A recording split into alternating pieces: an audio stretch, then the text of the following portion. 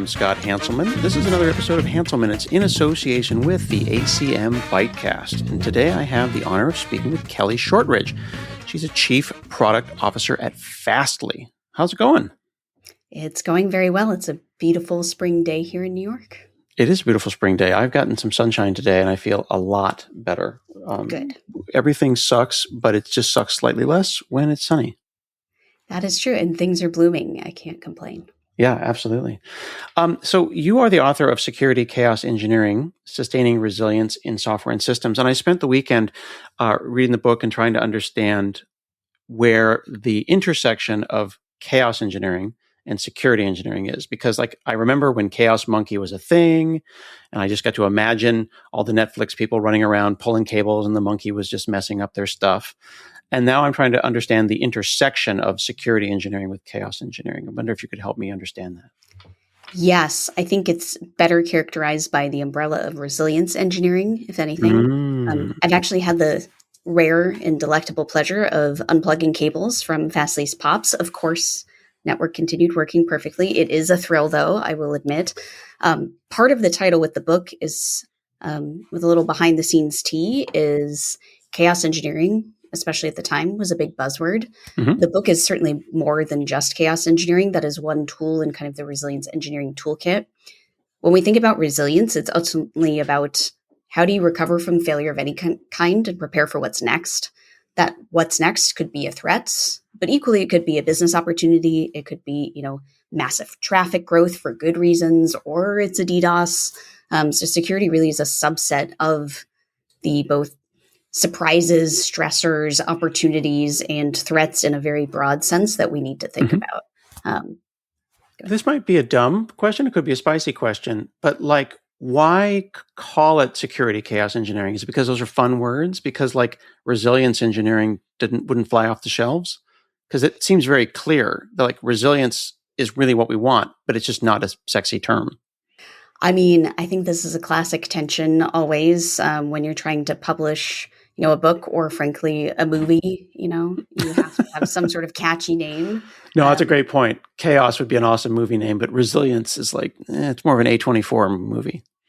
Exactly. A24 vibe. It's also, talked about at Davos, and it's in, the National Association of Corporate Directors book around organizational resilience. It is a great Latin root word for international appeal, but I think chaos, people are like, wait a second, chaos can be a good thing? That doesn't sound right. Absolutely. Ergo, the title. I want to engineer chaos. That'll be very exciting. Exactly. Now, you have said that security should be designed for failure, not for prevention. And I think that's a really cool way to think about that. Can you think of an example where there's a perfectly secure system that still failed in the real world? What's an example where, it still happened and we couldn't stop it?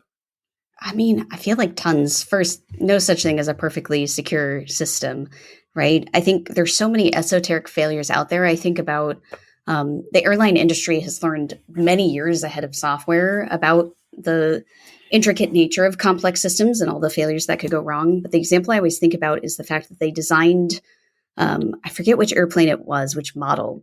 They designed it with safety in mind to almost every degree, except for the fact that in a very bizarre scenario, if you if you somehow exploded the coffee maker by boiling it too hot or something, it happened to be close enough to the panel with some cables that it could cause a critical failure while the plane was in air. Oh my God. Right. You wouldn't think about that as that is the trigger to a massive failure that means there has to be an emergency landing, but yet there they were.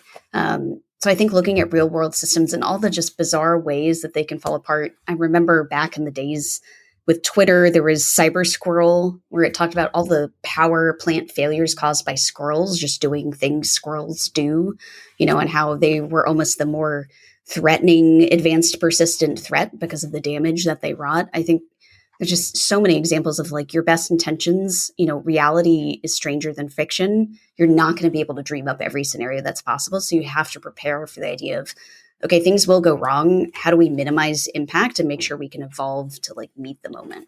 Yeah.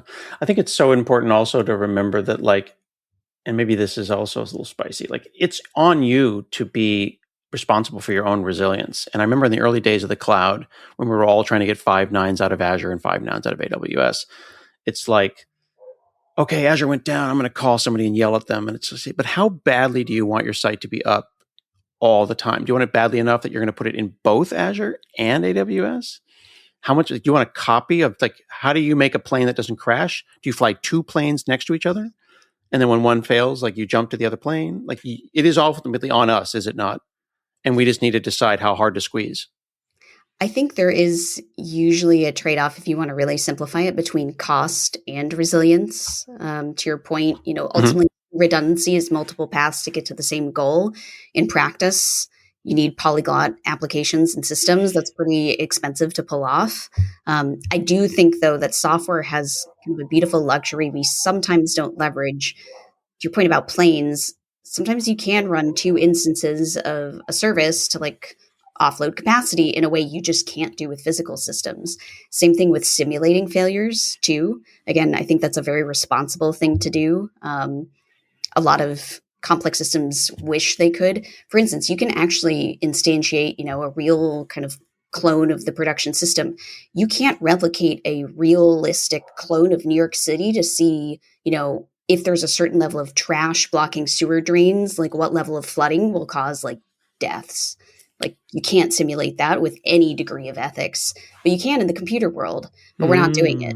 So I think that's part of my call to action that was big in the book is okay, how do we start taking this more seriously and really leveraging the benefits that the flexibility software begets gives us. So I do think there's, to your point, yes, some of it is more expensive to do, but in another sense, maybe we should be allocating more spend towards some of that simulation or just understanding the resilience contours of our systems better when other industries are just looking at us shaking us why aren't you doing this? We wish we could do this. Yeah. I've been thinking about resilience in my own kind of personal IT life. I assume you have a home lab and, various sorts. Right now, as I talk to you, because I had an appointment with you, I am on my backup internet. Turns out I'm looking at my Unify here. My WAN failed over at 4:38 a.m. and I have yet to diagnose it. So I'm on backup internet right now. And when I mention that to people, like muggles, like regular people, they're like, "You have two internets at your house?" And I'm like, this is my job, bro. I'm here. I've been doing this at this house for 18 years. It cost me $45 for Comcast as backup internet. I have my fiber, but the backup for $45. It only has to fail once, like today. And that made it worth the money for the year, because otherwise I would have had to cancel on you and that wouldn't happen. Exactly. Yeah. So it's it was a choice. And I feel like there are teams that think that they are resilient until the thing happens. Right. What's the difference between a security team that thinks they're resilient and maybe one that actually is? I feel like there's a lot of false confidence and metrics theater that happens. Metrics theater, that could be an episode in itself. What percent security coverage do we have? Nobody knows what that means. It's a meaningless metric. That is a great question. I think the giveaway is when the security team feels a sense of control, probably means that they don't have a lot of resilience. Because part of resilience is embracing the fact that there will be things well outside of your control. So it's how do you prepare for that? If you are trying to control everything and make things as deterministic as possible, you've already failed, in my view. Because the world is not deterministic. Humans aren't deterministic. We would like computers to be deterministic, but they aren't, fully at least. It's one of the hardest problems in computer science is verifying that the software works the way that the designer of the program intended it to. So whenever I hear a security team say we have full control over the software delivery lifecycle, I'm are you sure? I just saw a meme. I just imagined a memed version of you and that one guy from HBO. I was like, "You sure about that? You sure about that?" Yep. Yeah. Or Kelly even Shortridge says, right, "You sure about that?" Yeah, exactly. You're absolutely right. It probably means you're investing in things that make you feel good and give you that sense of control, and not the things that minimize impact. Yep. It's not directly security, but that old joke of backups always succeed. It's restores that fail. Yes. So it makes me think about like chaos engineering in infrastructure is about, pulling wires, and yanking wires is very exciting. But I feel like there's a lot of pull the wire moments that can happen in security, but people are too scared to try. Fear is pervasive in the culture and it's a disservice to the industry and the mission for sure. I think there are also cases where, you could be starting with smaller experiments or just testing more basic hypotheses. My favorite, leveraging actually Fastly's compute, which is kind of like a high performance serverless. You can think of it that way. It's Mm-hmm. just a little function that strips out cookies just to see, like, hey, does your login site work? Same with like auth headers. It's Hmm. just those basic assumptions you hold. Like, of course, like we're always going to require this for the login page. It's like, well, is that true? Are you sure? And the especially when you can like duplicate the request, which this prototype did. It's pretty low impact to the business to run that experiment. There are, of course, things where it's like, hey, RMRF, like the customer database, yeah, that's going to be a pretty poorly designed experiment with high consequences. But there's like such a range in between that I think it's very unfortunate that security practitioners are too hesitant to try those experiments, especially they're very hesitant to reach out to their peers across the island, like platform engineering, and be like, hey, can we co-conspire on developing some of these experiments? Because there are a lot of jointly held assumptions too that Yeah. aren't always poked and prodded. You mentioned about determinism and how computers and software is not as deterministic as we would love to think that it is. Not just because, the software pretty much always runs as you wrote it, but whether or not your intent was well expressed certainly is a problem. And then the environment within which it runs, you can't always count on. But I'm finding that people seem to be spackling or puttying over their systems now with what I'm calling ambiguity loops, which are basically using an LLM to deal with ambiguity by letting it fill the ambiguity with randomness. And I'm curious, in your business, when now people are like running playbooks that aren't scripts, they are prose. Like a markdown file is not a script, I think you would agree. Yeah. How do you feel about that? Is there a place for LLMs to live in security and in resilience and in chaos, or do they just increase chaos and entropy? It depends. I think, you know, they're only going to be as good as the corpus that went into them, for one. And so unless you can verify like really clean code went into it, it's like, well, it can maybe be a good basis for actually, in some cases, chaos experiments or specific configurations, integration tests, etc. What I will say though, is, to me, the more important litmus test is this replacing human judgment? And if it is, that's probably not a good case for an LLM. I am pro human judgment and creativity. I am pretty anti like very repetitive work, very tedious work where you don't need that kind of judgment call. LLMs can be very helpful there. I think there are also document intelligence examples. Who loves going through your compliance documents and pulling out relevant information? Like, LLMs can shine there, and that way you can focus more on strategically, like, are we sustaining resilience? Like, what are the indicators we should be looking at for that? But asking the LLM, like, is our system resilient? Probably is not going to be a great outcome. I think the markdown example is a little interesting because I am also pro making security more accessible. I think we dress it up in a lot of arcane, key phrases and buzzwords, when really a lot of people could benefit the industry and contribute. So maybe simplifying how they can enter, not requiring scripting knowledge, could be a good thing. I also see it as a potential foot gun. So I feel like I'm a little mixed. So No, I hear you. I'm with you 100% on the like human judgment. Like it cannot be overstated. I assume that you're speaking to universities and early in career people often, and you give your speeches and stuff, and you talk to Spain like, what should I learn? It's like you should learn how to have good taste. How do you yes. learn good taste? Well, you just got to get in there and get your hands dirty and do the thing and start pulling wires and figure out the system. Certainly, I don't want to outsource things to human judgment and toil. Like keeping a site up is toil. SRE is toil, but SREs that are really good at their job are good at their job because of their judgment. So there's going to be this constant tension between like, I don't think the idea that you would replace an SRE with a markdown file makes me very nervous, but an SRE agent that could maybe kick the node and keep it running while I drive over there has Exactly. value to me. Yes. Buying capacity and buying time, I think, is a great use case as well, to your point. Just like, how do we help the human engage better with the system? Mhm. Um, Even just like the rubber duck problem solving, that can be a useful thing for the LLM. That does require, to your point, quite a bit of expertise already, though. I love that you brought that up. I was talking to someone recently and I gave a whole talk and brought up rubber duck debugging and like no one got it. And like, What? am I unk suddenly? Like no one gets, this is not a generational thing. Like talking to the duck. Yeah. Your face is saying the same thing. Like Yeah. those are important moments to you're talking to yourself in the mirror, except now the mirror can talk back. And that's really cool. And I find that to be super helpful. Have you used LLMs in that context to like figure your thoughts out and talk to yourself? Sometimes I use my cats more often for that because they give especially like judgy looks that make you really question, what you're throwing down. I think LMs can be helpful though, especially I see a lot of people struggle to get buy-in. This is kind of getting into, corporate type stuff, but Mm-hmm. especially international companies where it's like, hey, I want to get buy-in on this resilience initiative. How is this going to resonate across different cultural contexts, for Ooh, instance? that's a good one. Right? Like, is chaos perceived negatively in certain nations versus others? I can tell you, for instance, when I talk about deception and using that as a technique for resilience engineering, security engineering, American security practitioners, not universally, tend to result in like, well, we don't want to be the bad guys. Hmm. Now, in the EU, they're like, tell me more. Yes, please.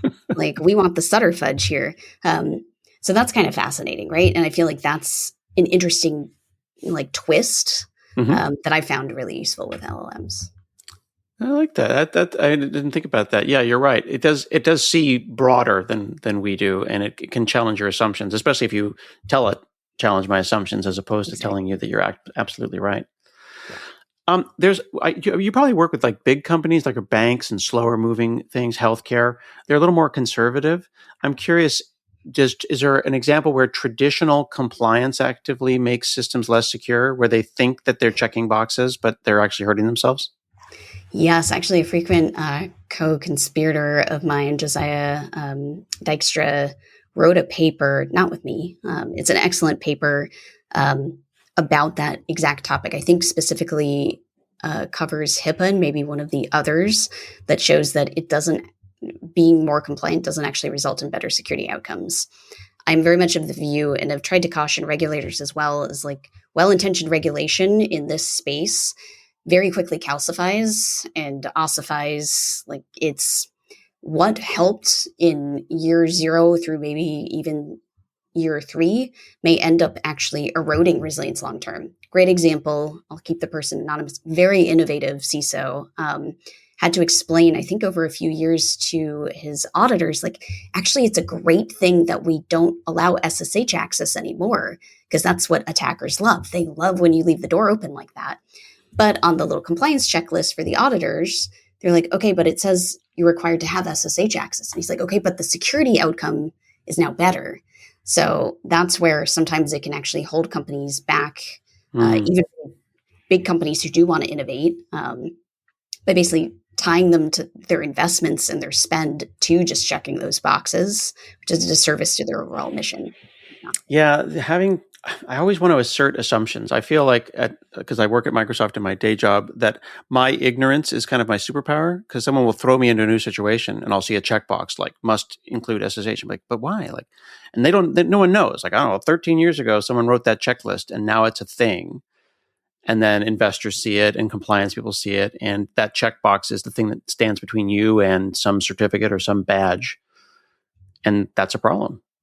It's a huge problem, and actually bring up a kind of elegant point. If you look at what resilience means across all sorts of complex systems, but also the ones we're talking about here, a lot of when a system is stuck in, let's say it's not elegant, but like a less resilient or like unresilient state or fragile state, is because a lot of the processes and practices that they have in place, to your point, are from an equilibrium that no longer exists, right? The status quo has moved on, the practices haven't.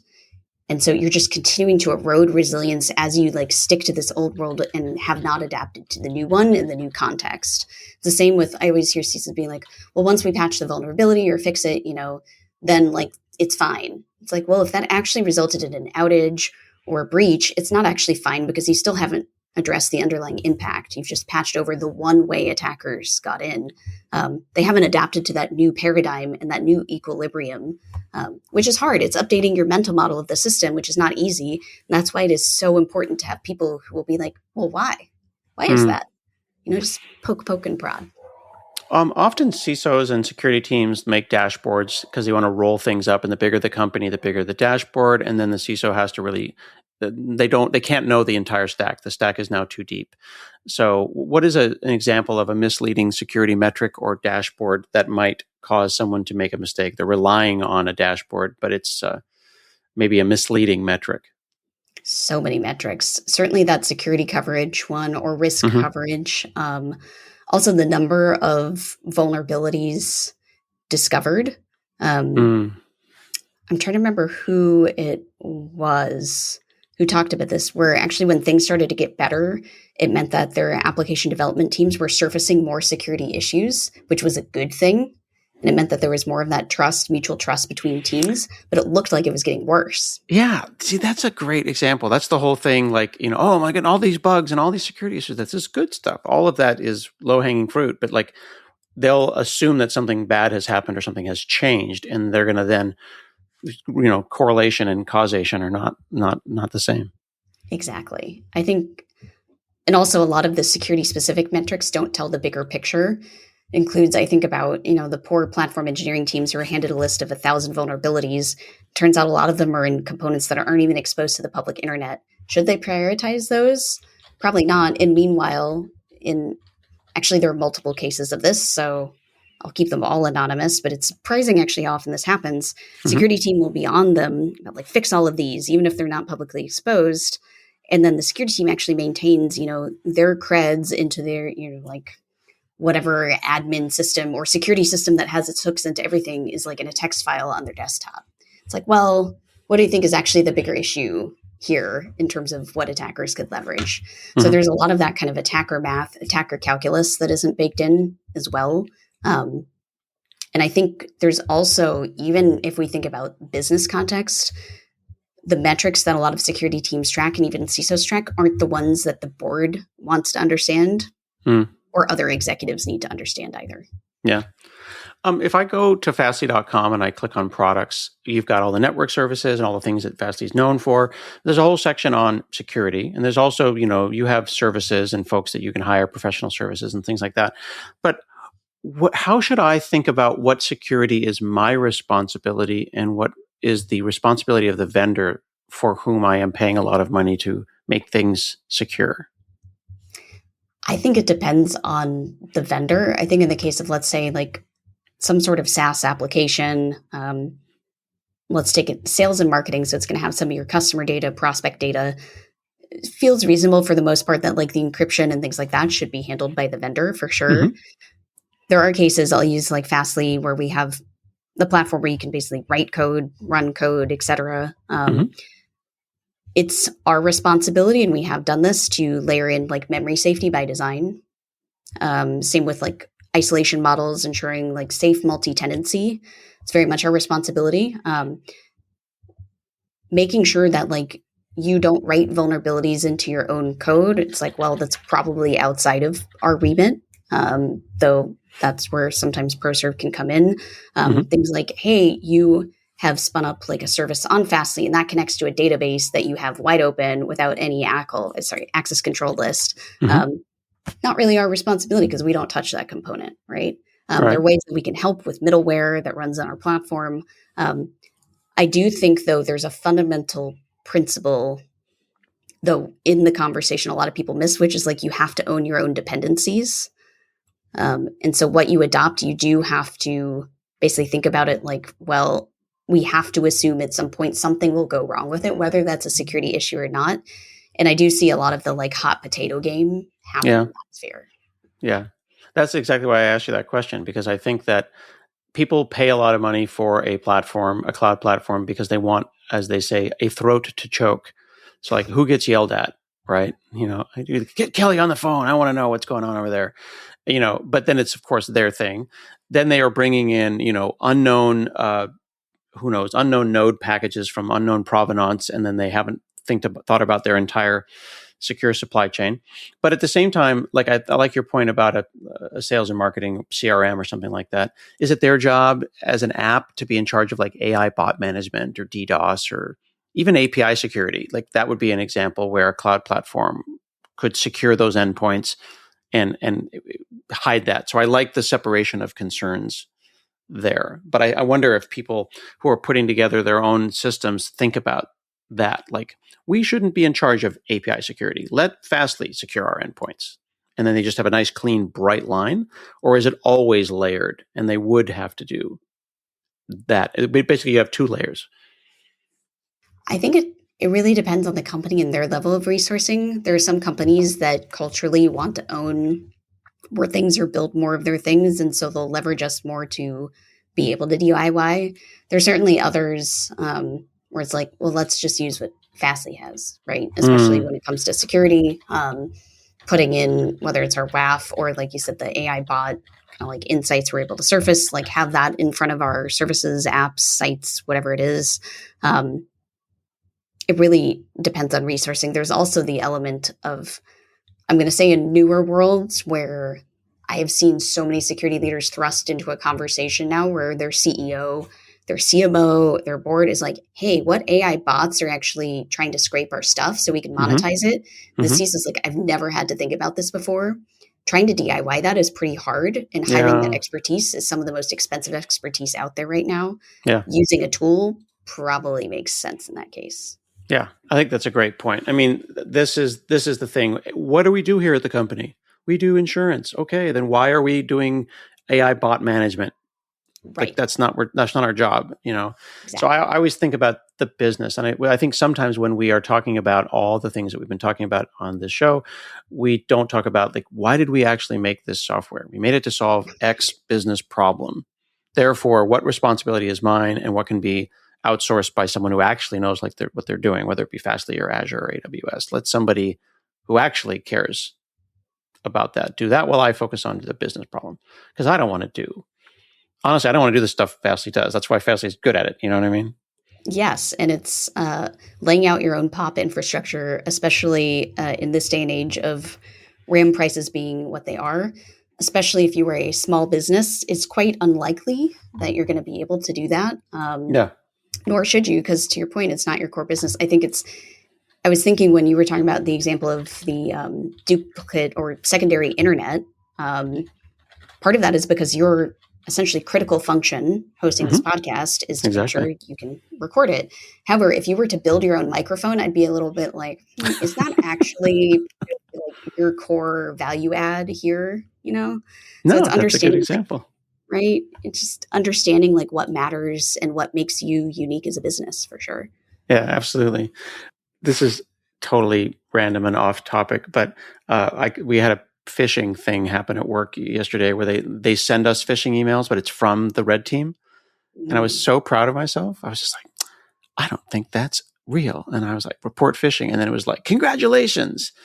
You are, you're one of the better people. I don't know. There's some number of people at the company that does that. And I'm always impressed that there's whole teams out there trying to attack us internally that I've never even met. You know what I mean? The red hats, or I guess they call them blue hats at Microsoft, because our badges are blue. So I was just thinking about, there's people in trying to create chaos internally at the company, and they tried to catch me yesterday with a fish. And I denied However, them. what I will say, that has gone wrong in the past. And I've spoken publicly. Before it was cool to have this take, people were quite angry. I remember this was many years ago, where I said, hey, it's maybe not a great thing, especially during COVID. This happened a lot. To be like, here's your surprise bonus plan. And that's the phishing like simulation email. Oh, no, that would be awful. Right. But that was happening. That's mean. That's kind of punitive. I agree. Right. Click here for more money. No, this was not that. This was more like, you have mail waiting for you in the mail room. And I'm like, we don't have a mail room, There you go. Yeah. That's fair. You're right. I mean, this is the whole like sprinkling USB keys around the bank parking lot kind of way of doing things. It's like Beyonce's new album, sprinkle, sprinkle, and then everyone plugs it in and then owns the entire bank. Yeah. Something like that. I think there are a lot of experiments. I think it's always keeping in mind, again, the human element that you don't want to sow Mm-hmm. distrust. But again, you can also make the experiments collaborative too. Mm. Which that can get really fun because you mentioned SREs. When I talk to like real attackers, Mm-hmm. they're generally not scared of security engineering teams. They're scared of SREs because SREs will like obsess performance. There's that one backdoor, right? Was it XE where it Mm-hmm. was a guy who's like, oh, performance degraded by, I think it was less than 1%. What is going on? And Right. discovered the backdoor. Like, Right. That was work with awesome, them. actually. That was pretty Yeah. cool. Right. So I think security teams need to embrace like, hey, you will have good ideas, but like there are going to be other very clever people where if you say, okay, if you got really mad at the company, how would you attack us? They're probably going to have some interesting ideas that maybe can become experiments or clue you into some gaps maybe you have in your current security investments. Very cool. You've given me a lot to think about. I thought that chaos engineering and security chaos engineering and this kind of resilience was kind of a branding exercise, but it feels more concrete after having chatted with you. Yes, I mean, again, it was mostly a buzzword, and it's part of playing the game that publishers have to play. I will say, though, for a very long time, since I was the wee lad, as they say, I've been obsessed with chaos theory. Mm. Um, and I do think chaos theory, which is quite beautiful in the sense of like systems do have an order to them, but it's not necessarily predictable. It's more like obviously like a fractal or dragon curve in many cases, as any meteorologist knows well. So we need to focus less on, again, do we have control over it? Are we able to predict it? And more, the quote I love is from Susan Elizabeth Howe, who's a geologist, who said, a building doesn't care whether the earthquake was predicted or not. It either stays up or it doesn't. That's good. Right. That's very good. It's really That's good. very good. I feel like that's the essence of it. Yeah, I like that one. One of my favorites in a similar vein is a Babylon 5. The avalanche has begun. It's too late for the pebbles to vote. That is also very good. Yes. All the little pebbles. I don't like this. This is not a good idea. This is happening. Sorry, this is happening. So buckle up. Yeah, exactly. Well, thank you so much, Kelly Shortridge, for chatting with me today. Thank you for the great questions. Appreciate it. We have been chatting with Kelly Shortridge, the Chief Product Officer at Fastly. This has been another episode of Hansel Minutes in association with the ACM ByteCast, and we'll see you again next week.